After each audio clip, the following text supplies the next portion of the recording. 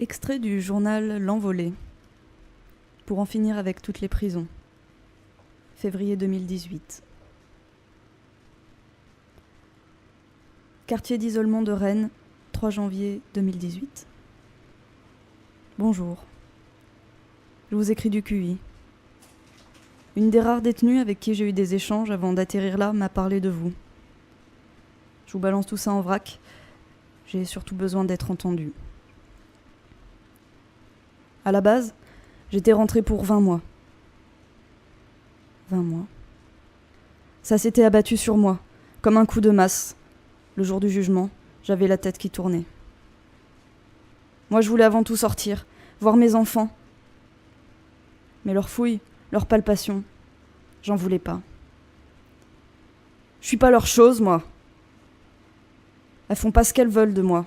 Elles te traitent de raclure, elles te traitent comme de la merde. Leurs gamelles, leurs matonnes, leurs murs, je chie dessus. Et je chiais vraiment dessus. À chaque ouverture de porte, elles venaient en combine spéciale pour se protéger des projections. Le rapprochement familial, c'était la seule chose que je demandais. Jamais je l'ai eu. Ils m'ont baladé de centre pénitentiaire en centre pénitentiaire. Ils me l'ont fait miroiter. Mais je l'ai jamais eu.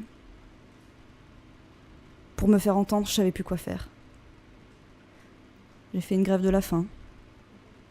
Puis, quand je me suis vue crever comme une merde, seule, au fond de ce trou puant, sans que personne le sache, même pas mes filles, j'ai mis le feu à ma cellule. Ils m'ont jeté au mitard et j'ai pris 6 mois ferme. Faites-vous soigner, sinon on va vous revoir. Il me balance, le président du tribunal, avec un ton paternaliste à s'arracher les cheveux. Il nous divise. Même quand il te change de CP, centre pénitentiaire, ta réputation te précède. Les matonnes, bien sûr, mais les autres détenus aussi. Elles me prenaient pour une folle, une perverse. Les rares qui sont prêtes à me parler, on leur met la pression. Elles osent plus, pour pas perdre leur crédit de réduction de peine. La solitude. La solitude, ça m'a retourné le cerveau. Tu finis par plus savoir qui tu es. Pourquoi tu fais ça? Pourquoi tu fais tout ça? 12 mois par-ci, 24 mois par-là, j'en suis maintenant à 14 ans d'emprisonnement. Je vous dis pas combien de matonnes ont gagné leur 13e mois à m'envoyer au tribunal pour injures, outrages et menaces de crime. Ma grande fille, à cause de ma tête de cancéreuse, à force qu'on lui raconte des horreurs sur moi, ça fait longtemps qu'elle vient plus avec les 2 petites. Toutes les semaines, il l'appelait pour la décourager de venir. Les annulations de parloir au dernier moment, alors qu'elle avait tout calé pour venir me voir à 600 bornes de chez elle. Les fouilles que elle aussi elle devait subir avant le parloir. Ça fait 3 ans que j'ai plus de nouvelles. Je sais même pas si elles reçoivent mes lettres. Alors j'ai besoin de parler. Et de me faire entendre.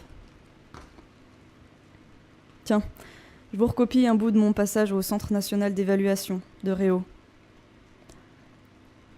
Nous notons l'incapacité de Madame C à se projeter dans l'avenir. Elle ne démontre pas de volonté à maintenir des liens avec l'extérieur. Sa propension à retourner la haine de sa propre existence contre l'administration pénitentiaire est préoccupante.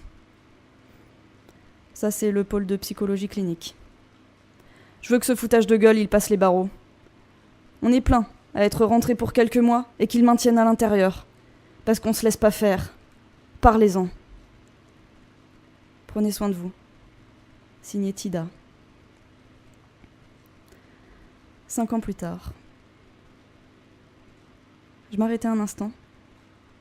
Juste un instant. J'étais plus à ça près. Elle m'avait interloqué là-bas. Ou plutôt, elle m'avait stoppé net. La vieille. Misère. Qu'elle semblait vieille. Des sillons parcouraient son visage, autour des yeux surtout. Comme s'ils avaient trop cligné à cause de la poussière ou des larmes. Et la bouche plissée. de s'être tue tant d'années.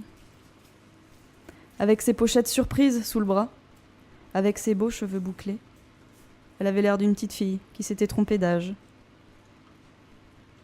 Misère, qu'elle était vieille. Misère, que je suis vieille. Je lâchai la façade vitrée des yeux. 3 cadeaux, un pour chaque petit enfant. Je les aime, même si je les connais pas. Tant d'années de silence derrière ces murs, alors que ce qu'il fallait, c'était parler pour recoller les morceaux. Allez, ma vieille, c'est pas maintenant que tu vas flancher. Mouche-toi un coup, tu vas finir par morver sur les cadeaux des petits.